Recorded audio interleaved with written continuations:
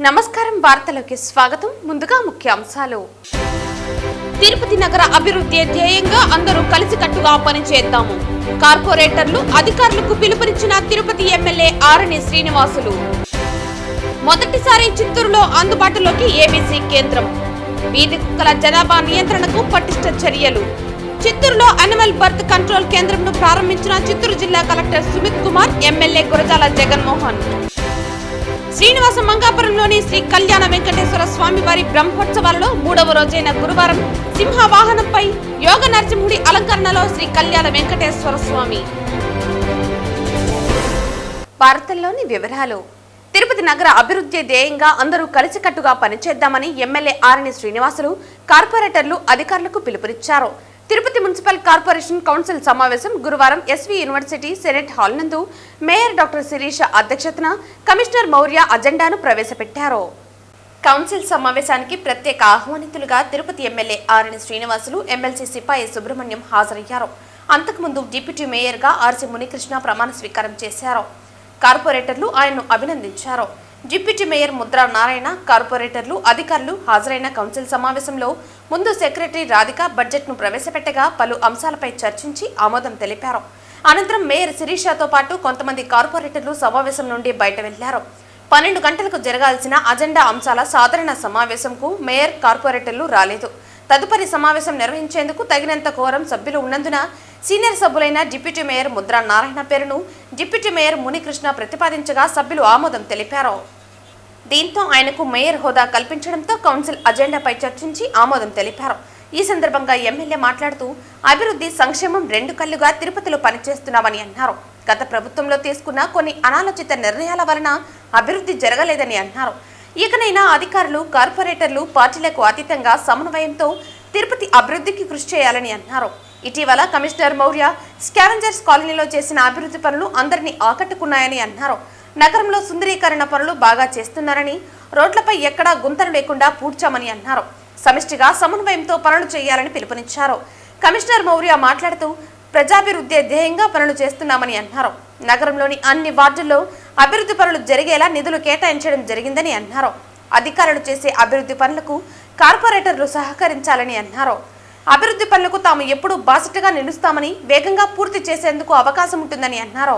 వీధి కుక్కల జనాభా నియంత్రణ కోసం చిత్తూరు నగరపాలక సంస్థ వాహనాల షెడ్యూలు నూతనంగా ఏర్పాటు చేసిన యానిమల్ బర్త్ కంట్రోల్ కేంద్రాన్ని గురువారం ఉదయం చిత్తూరు జిల్లా collector Sumit Kumar, Chittoor MLA Gurajala Jaganmohan, Chittoor mayor Amuda, CUDA chairperson Katari Hemalatha, deputy mayor Rajesh Kumar రెడ్డితో కలిసి ప్రారంభించారు. జిల్లా కలెక్టర్ గారి ప్రత్యేక నిధులు 15 లక్షలతో వీధి కుక్కలకు కుటుంబ నియంత్రణ శస్త్రచికిత్సలు, వ్యాక్సినేషన్ చేయడానికి అవసరమైన సౌకర్యాలను ఏర్పాటు చేశారు. ఈ సందర్భంగా కలెక్టర్ సుమిత్ కుమార్ మాట్లాడుతూ చిత్తూరు నగరపాలక పరిధిలో సుమారు 7 నుండి 8 వేల వీధి కుక్కలు ఉన్నట్లు అంచనా ఉందని, వీటి జనాభాను నియంత్రించకుంటే భవిష్యత్తులో మరింత ప్రమాదకరంగా మారే అవకాశం ఉన్నందున నగరపాలక పరిధిలో 15 లక్షల వ్యయంతో ఏబీసీ కేంద్రాన్ని ఏర్పాటు చేసినట్లు వివరించారు. గతంలో వీధి కుక్కలకు స్టెరిలైజేషన్ చేయాల్సిన సందర్భంలో తిరుపతిలోని ప్రైవేటు వైద్యులు, ఎన్జీఓల మీద ఆధారపడాల్సి వచ్చేదని, ఈ కార్యక్రమం అమలులో జాప్యం జరుగుతున్నందున చిత్తూరులోనే మొదటిసారిగా ఈ కేంద్రాన్ని ఏర్పాటు చేసినట్లు తెలిపారు. రాబోయే 2 ఏళ్లలో సుమారు 5 నుండి 6 వేల కుక్కలకు ఈ కేంద్రంలో కుటుంబ నియంత్రణ ఆపరేషన్లు, వ్యాక్సినేషన్ వంటి కార్యక్రమాలు చేపట్టడం ద్వారా వీధి కుక్కల జనాభాను నియంత్రించవచ్చునని అన్నారు. అనంతరం చిత్తూరు ఎమ్మెల్యే గురజాల జగన్మోహన్ మాట్లాడుతూ ప్రజలకు ఎంతో ముఖ్యమైన ఇలాంటి మంచి పనులు చేయటంలో కలెక్టర్ ఎంతో ముందుంటారని అభినందించారు. నగరంలో కుక్కల జనాభాను నియంత్రించడం ద్వారా మనుషులకు చాలా మేలు జరుగుతుందన్నారు. నగరపాలక పరిధిలోని అన్ని వార్డులలో నాయకులు, అధికారులతో సమన్వయం చేసుకుని వీధి శునకాల జనాభాను నియంత్రించడానికి కృషి చేయాలని అన్నారు. ఫలితంగా స్థానిక ప్రజలకు మంచి జరుగుతుందన్నారు. ఈ సందర్భంగా అధికారులు, ప్రజాప్రతినిధులు ఏబీసీ కేంద్రంలోని విభాగాలను, ఆపరేషన్ విధానాలను పరిశీలించారు. ఈ కార్యక్రమంలో జిల్లా పశు సంవర్ధక శాఖ అధికారి డాక్టర్ ప్రభాకర్, చిత్తూరు నగర కమిషనర్ నరసింహప్రసాద్, మాజీ MLC BN Rajasimhulu, MHO doctor Lokesh తదితరులు పాల్గొన్నారు.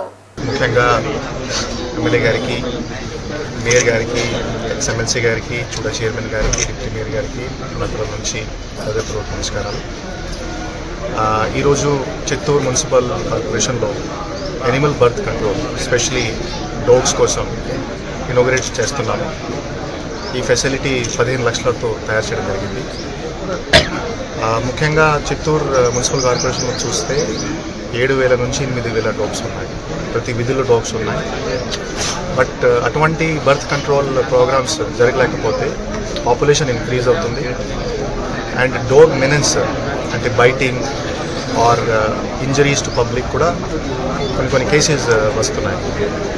ఇప్పటివరకు మనం తిరుపతి మీద డిపెండ్ అయ్యారు. తిరుపతి నుంచి ఒక ఎన్జిఓ పిలవాలి, తిరుపతి నుంచి డాగ్ కేసెస్ పిలవాలి, అక్కడే డాగ్స్ పంపించేయాలి. సో ఆ ప్రోగ్రామ్స్ కరెక్ట్గా జరగట్లేదు. సో ఇప్పుడు మనం చిత్తూరులో ఇది స్టార్ట్ చేస్తున్నాము. ముఖ్యంగా 2 సంవత్సరం మనకి పడతాయి. ఈ 2 సంవత్సరంలో మన టార్గెట్ 5,000 నుంచి 6,000 డాగ్స్ మనం ఒక్కసారి చేయగలిగితే నెక్స్ట్ 2 to 3 years తర్వాత డాగ్ పాపులేషన్ కాన్స్టెంట్ ఉంటుంది. తర్వాత ఇది తగ్గుతుంది. సో మనం బేసిక్లీ విధి పరంగా సుప్రీంకోర్టు గైడ్లైన్స్ పరంగా ఇది అంత ప్రాసెస్ చేస్తున్నాము. అండ్ యానిమల్ హస్బెండరీ డిపార్ట్మెంట్ ద్వారా స్టేట్ లెవెల్ నుంచి ట్రైనర్స్ వచ్చారు. రాజమండ్రి నుంచి కూడా కొన్ని మాస్టర్ ట్రైనర్స్ పిలిచి ఇక్కడ 3 days వర్క్షాప్ కండక్ట్ చేశాము. సో దట్ ఆపరేషన్స్ ఎట్లా కండక్ట్ చేయాలి, ఏమేం పద్ధతి ఫాలో చేయాలి చెప్పడం జరిగింది. సో యానిమల్ హస్బెండరీ డిపార్ట్మెంట్ ద్వారా కూడా ఆల్మోస్ట్ 10 డాక్టర్స్కి బాధ్యత ఇవ్వడం జరుగుతుంది. పారా వెట్ కూడా బాధ్యత ఇవ్వడం జరుగుతుంది. మనం విధి పరంగా చేస్తాము. విధి పరంగా చేసి ఆన్లైన్లో డేట్ ఎంట్రీ చేసి ఒక ఐడియాకి వస్తుంది. సో నా request to municipal corporation as well as to municipal counsellors also, మీరు ఈ ప్రాజెక్ట్స్ మీరు ఖచ్చితంగా సపోర్ట్ చేయాలి. మీరు ఈ ప్రాజెక్ట్ సపోర్ట్ చేస్తే మీకు ఆఫ్టర్ 2 years 3 years మీకు రిజల్ట్స్ కనిపిస్తాయి. అండ్ ఈ యొక్క ఇంపార్టెంట్ ప్రాబ్లం మనం సాల్వ్ చేయాలి. ఇటువంటి కార్యక్రమాలను ఇంకా ఎంకరేజ్ చేయాలి. ముఖ్యంగా అందుకే మన కలెక్టర్ గారు అంటే కూడా మాకు కొద్దిగా ఇష్టం. ఏదన్నా ఒక మంచి పని చేయాలి అంటే ఏ విధంగా చేయొచ్చు అనే దీనిపైన వర్క్ చేసి తిరిగి వాళ్ళే ఫోన్ చేసి చెప్తారు. దట్ ఈస్ ద బెస్ట్ కలెక్టర్గా మాకు చిత్తూరుకి వీఆర్ వెరీ హ్యాపీ. సో మేము కలెక్టర్ గారితో పాటు అదే అప్పీల్ చేసినట్టు అందరూ కౌన్సిలర్లు కూడా చిత్తూరులో ఉన్న 50 డివిజన్లకు సంబంధించిన తెలుగుదేశం, బీజేపీ, జనసేన మరియు వైఎస్ఆర్ పార్టీకి సంబంధించిన వాళ్ళు కూడా గెలిచిన వారందరూ కూడా ఇది ఒక ప్రభుత్వ కార్యక్రమం కాబట్టి ఎక్కడైతే స్ట్రీట్ డాగ్స్ ఇబ్బంది పడుతున్నాయో వాటికి ఏమన్నా ఇష్యూస్ ఉంటే ఇక్కడికి తీసుకొని వచ్చి ట్రీట్మెంటు ఒక 2-3 days అబ్జర్వేషన్లో పెట్టి దాన్ని తిరిగి పబ్లిక్లోకి వదిలితే అక్కడ పబ్లిక్కి కూడా ఏ హర్ట్ కాకుండా న్యూసెన్స్ లేకుండా కూడా ఉంటుంది. కాబట్టి ప్రజలందరూ కూడా దీనికి సహకరించి ఇటువంటి మంచి కార్యక్రమాలకి నాయకులు ఎప్పుడూ పాల్గొనాల్సిందిగా కోరుకుంటూ థ్యాంక్స్ చెప్తాను. Thank you so much. Tirupati Sri Venkateswara Veda విశ్వవిద్యాలయం ఉపకులపతి ఆచార్య రాణి సదాశివమూర్తిని రాయలసీమ రంగస్థలి చైర్మన్ గుండాల గోపీనాథ్ రెడ్డి ఘనంగా సన్మానించారు.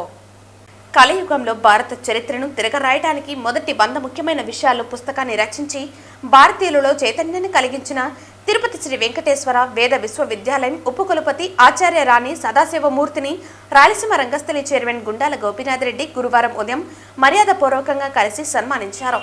ఈ సందర్భంగా ఆచార్య రాణి సదాశివమూర్తి మాట్లాడుతూ భారతదేశ చరిత్రను బ్రిటిష్ వారు రాయలేదని వారు తయారు చేశారని అన్నారు. క్రైస్తవ శకం యొక్క సంఖ్యల నుండి భారతదేశ చరిత్రను బయటకు తీసుకురండి. ఆర్యుల దండయాత్ర సిద్ధాంతాన్ని తిరస్కరించండి. ఆర్య ద్రావిడ విభజనను వ్యతిరేకించండి. సింధులోయ నాగరికత సిద్ధాంతాన్ని విస్మరించండి. జంబూ ద్వీప భరతవర్ష మరియు భరతఖండ సరిహద్దులను మళ్లీ గుర్తించండి. షోడశ జనపద సిద్ధాంతాన్ని విస్మరించండి. చతుర్యుగ, మహాయుగ, మన్వంతర, కల్ప, పదార్థ సమయ గణన వ్యవస్థను అమలు చేయండి. భారత చరిత్రలో యుధిష్ఠిర శకాన్ని కలియుగ ఆరంభంగా అంగీకరించండి. విక్రమ శకం మరియు శాలివాహన శకాలను పంచాంగాలకు పరిమితం చేయటం మానుకోవాలని మరియు జీవితంలోని అన్ని రంగాలలో వాటిని అంగీకరించండి అనే పలు విషయాలపై ఆచార్య రాణి సదాశివమూర్తి రచించిన పుస్తకం భారతీయులను జాగృతం చేసే విధంగా తయారు చేయబడిందని తెలియజేశారు. ఆచార్య రాణి సదాశివమూర్తి సన్మానించిన వారిలో రాయలసీమ రంగస్థలి చైర్మన్ గుండాల గోపీనాథ్ రెడ్డితో పాటు చిగోరా ఆధ్యాత్మిక సేవా కేంద్రం వ్యవస్థాపకులు చిత్రపు హనుమంతరావు, రంగస్థలం ప్రతినిధులు పురోహితులు సురేష్ స్వామి, రాజశేఖర్ రెడ్డి తదితరులు పాల్గొన్నారు. మనం చేస్తున్నటువంటి పని ఏమిటంటే పాశ్చాత్యులు రాసినటువంటి గ్రంథాలను ఆధారంగా చేసుకొని మన భారతదేశాన్ని, మన యొక్క భారతదేశపు చరిత్రను గురించి తెలుసుకోవడం కోసం ప్రయత్నం చేస్తున్నాం.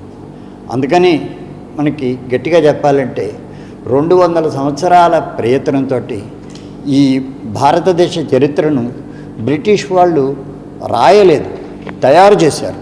వాళ్ళు వాళ్ళ యొక్క బ్రిటన్లో కూర్చొని కనుక ఆ విధంగా చేసి ఎన్నో రకాలైనటువంటి ఈ అవకతవకల్ని వాటిలో చొప్పించారనమాట.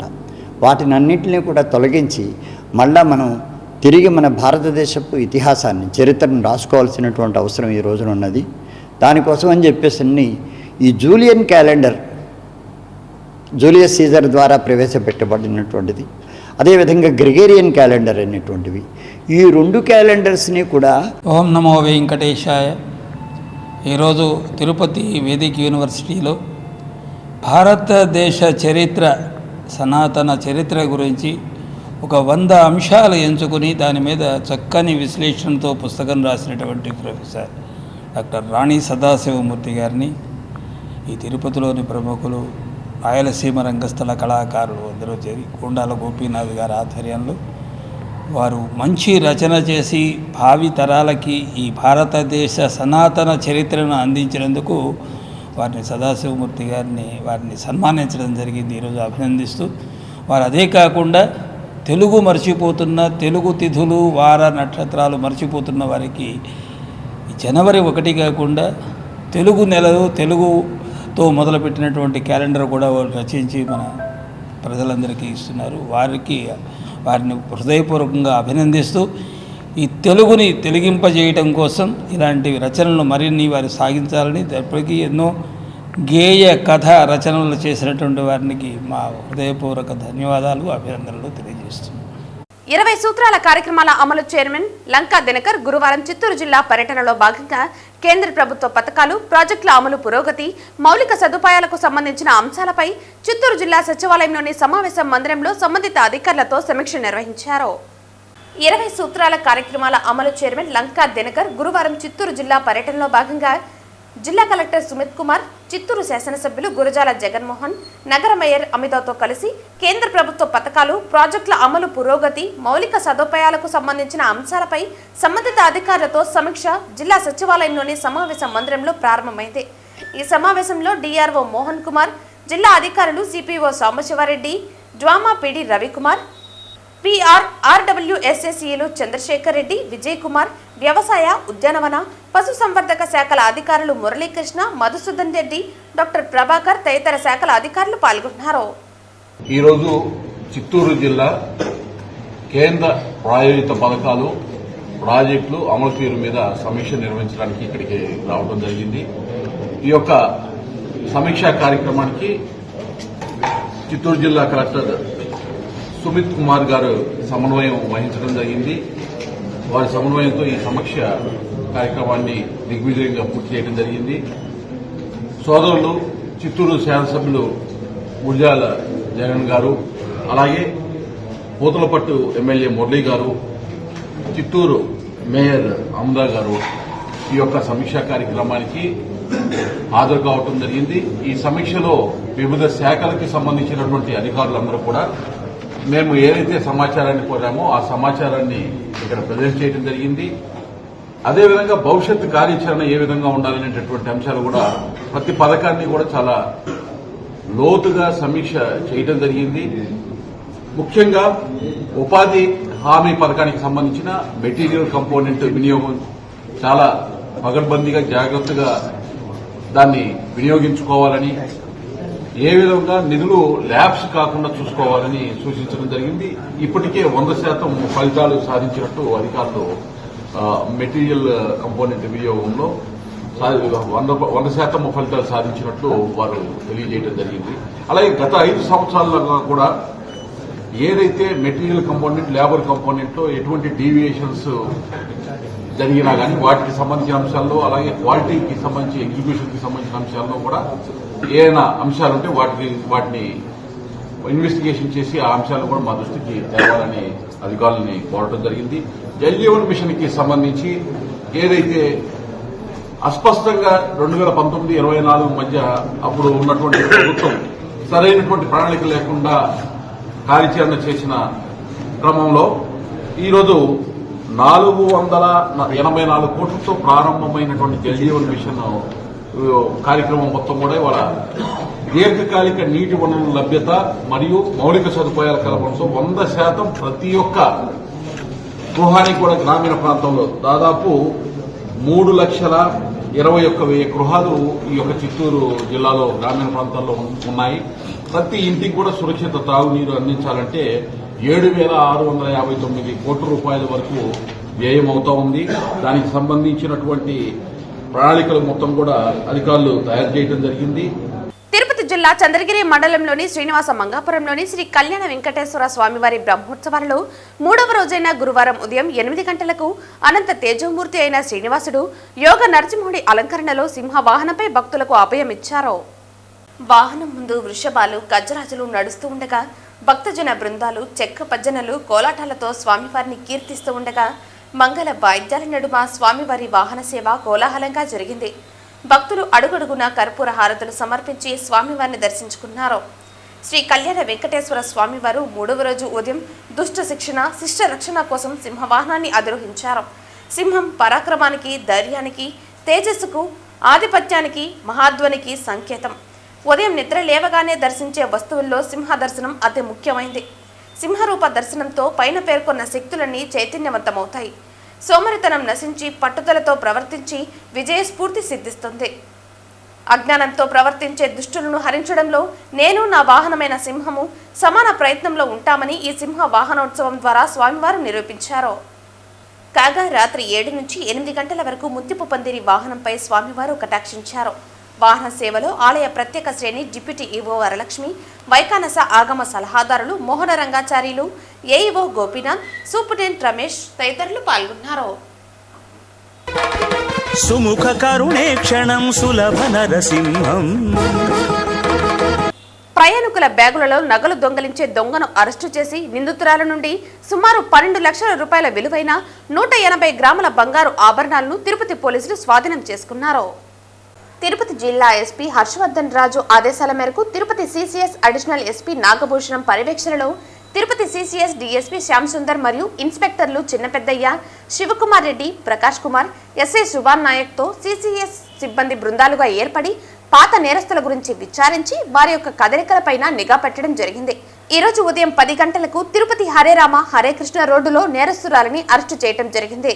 ఈ కేసులో ప్రతిభ కనబరిచిన తిరుపతి సిసిఎస్ ఇన్స్పెక్టర్లు Chinnapeddayya, Sivakumar Reddy, Prakash Kumar, SI Subhan Naik, crime party సిబ్బంది, హెడ్సీలు మురళి, మునిరాజాలు, బసవరాజు, రమేష్, గోపి తదితరులను ఎస్పీ అభినందించి వారికి నగదు రివార్డులను ఇవ్వడం జరిగింది.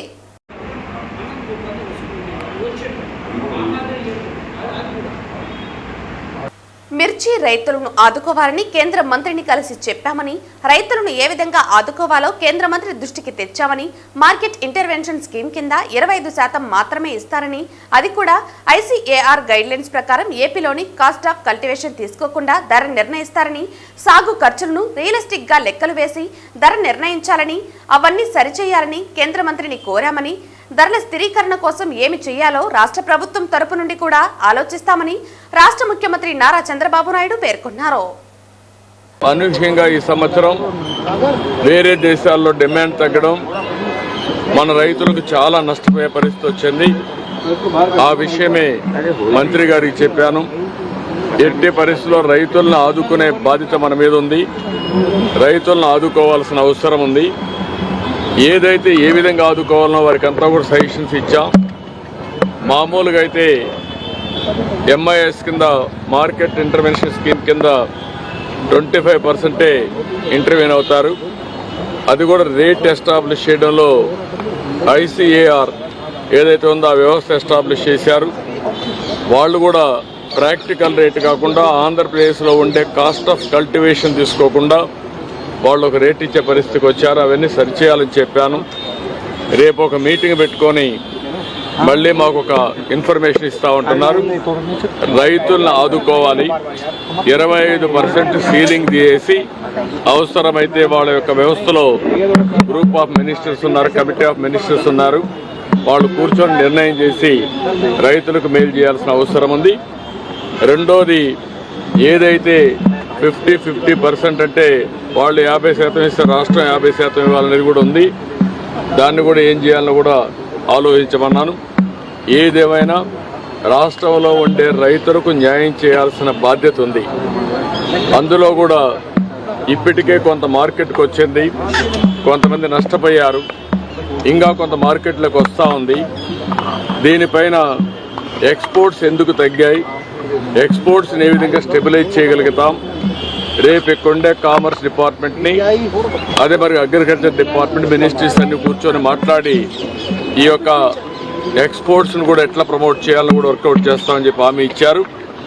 అల్టిమేట్గా ఒక హోలిస్టిక్ అప్రోచ్ 25% నుంచి ఇంకా పెంచడం, ఇంకో పక్కన ఏదైతే రేట్ ఉందో కాస్ట్ ఆఫ్ కల్టివేషన్ ఉందో దాన్ని రియలిస్టిక్గా తీసుకొని చేయడం, మూడోది ఎక్స్పోర్ట్స్ కూడా ప్రమోట్ చేయడం. వీలైతే రాష్ట్ర ప్రభుత్వానికి ఇబ్బందులు ఉన్నాయి, తప్పదనుకున్నప్పుడు ఏం చేయాలో మేము కూడా వర్కౌట్ చేస్తాం. కానీ రైతులను ఆదుకోవడం అతి ముఖ్యమైన ఉద్దేశం, అది చేయాల్సిన కోరాను. రేపే మినిస్టర్ గారు వస్తానే ఫస్ట్ మీటింగ్ పెట్టుకొని అన్ని విధాలు ఆదుకోవడానికి ముందుకు వస్తానని కూడా హామీ ఇచ్చారు. ఎల్లుండి నేను కూడా ట్రేడర్స్తో అదే మరిగా మార్కెట్ కమిటీ వ్యవస్థ అందరితో మాట్లాడి దీనికి కారణాలు ఏంటి, ఏ విధంగా స్టెబిలైజ్ చేయాలి, ఏ విధంగా రైతులను ఆదుకోవడం కోసం అన్ని ప్రయత్నాలు చేస్తున్నాం. కడప రివ్యూ మీటింగ్ కి పిలిస్తే మీరు రారని, పులివెందుల ఎమ్మెల్యేగా మీ నియోజకవర్గం గురించి మాట్లాడారని, కనీసం అసెంబ్లీకి రారని, దమ్ముంటే రైతుల సమస్యలపై అసెంబ్లీకి వచ్చి మాట్లాడాలని మాజీ ముఖ్యమంత్రి జగన్మోహన్ రెడ్డికి మంత్రి సవిత హితవు పలికారు. మేము పులివెందుల్లో రివ్యూ పెడితే, మేము కడపలో రివ్యూ మీటింగ్ పెడితే, డిస్ట్రిక్ట్ రివ్యూ మీటింగ్ పెడితే కడపకు రారు. మరి అసెంబ్లీ సాక్షిగా అసెంబ్లీకి రండి, అసెంబ్లీలో చర్చిస్తాం. మేము 5 ఏళ్లు అసెంబ్లీలో చర్చించలేదా? మేము గ్యారంటీ ఇస్తున్నాం. మా ముఖ్యమంత్రి గారు మాకు పద్ధతి నేర్పారు. కక్ష సాధింపు చర్యలు మమ్మల్ని మేము చెయ్యము. మేము అసెంబ్లీలో మీరన్నా మా నాయకులకు మైకి ఇవ్వకుండా అసభ్యకరంగా ప్రవర్తించారు. మేము అష్యూరెన్స్ గతంలో ఎలా అసెంబ్లీ నడిపామో కుటుంబ సభ్యులతో అసెంబ్లీ చూడవచ్చు. మీరు అసెంబ్లీకి రండి, చర్చిద్దాం. మీరు 5 ఏళ్లుగా ఏం చేశారు, ఇప్పుడేం మేము చేస్తున్నాం, మీ అప్పులు ఏ విధంగా మేము కడుతున్నాం, మరి ఏంటనేది అసెంబ్లీకి వచ్చి చర్చించండి. దమ్ము ధైర్యం ఉంటే మీరు అసెంబ్లీలోకి వచ్చి చర్చిస్తే, మీరు మరి మీ పార్టీ ఉన్నట్టా లేనట్టో, మీరు పులివెందుల ఎమ్మెల్యేనో కాదో ఆ పులివెందుల ప్రజలకన్నా అర్థమయ్యేలా చెప్పండి సార్. ఏం మాట్లాడుతున్నారు మీరు? మేం చెప్పేది ఒకటే, మీకు మైక్ ఇస్తాం. మీరు మా మైకులు కట్ చేశారు, మమ్మల్ని అసభ్యకరంగా మాట్లాడారు, మా ముఖ్యమంత్రి గారిని అసెంబ్లీ అసభ్యకరంగా మాట్లాడారు. అంతేకాకుండా మా భువనమ్మ గారిని, మహిళను కూడా చూడకుండా అసభ్యకరంగా మీరు మాట్లాడారు. మీరు ఎలాగంటే మహిళలంటే మీకు గౌరవం లేదు. ఎందుకంటే సొంత తల్లిని చెల్లిని, ఇంకొక చెల్లిని, బాబాయ్ కూతురు ఇంకో సునీతమ్మని అందరినీ రోడ్డుకి ఎక్కించి మీరు ఏ విధంగా అసభ్యకరమైన పోస్టులు పెట్టించారంటే, మీకు సొంత తల్లి చెల్లి మీదే మీకు గౌరవం లేనప్పుడు మీకు మహిళలంటే గౌరవం లేదన్న విషయం తెలుసు. మేము క్లారిటీగా చెప్పేది ఒకటే, జగన్మోహన్ రెడ్డి గారు మీరు అసెంబ్లీకి రండి, మీకు మైక్ ఇస్తాం, మేము చర్చించడానికి సిద్ధమని కూడా విషయాన్ని కూడా మీకు తెలియజేస్తున్నాం. మీరు అసెంబ్లీకి వచ్చి మీరు చర్చించండి, మేము సిద్ధంగా ఉన్నాం. మిర్చి రైతుల కోసం కూడా చర్చిస్తాం, రైతన్నుల కోసం చర్చిస్తాం. మీరేమైనా మంచి చెప్తే ఆ సూచనలు కూడా తీసుకుంటుంది ఎన్డీఏ ప్రభుత్వం, మాన్య శ్రీ ముఖ్యమంత్రి చంద్రబాబు నాయుడు గారు. కాబట్టి మీరు అసెంబ్లీకి రావాలి. మీరు నిజంగా ప్రజల కోసమే పోరాటం చేస్తుంటే మీరు అసెంబ్లీలో కూర్చొని చర్చించండి.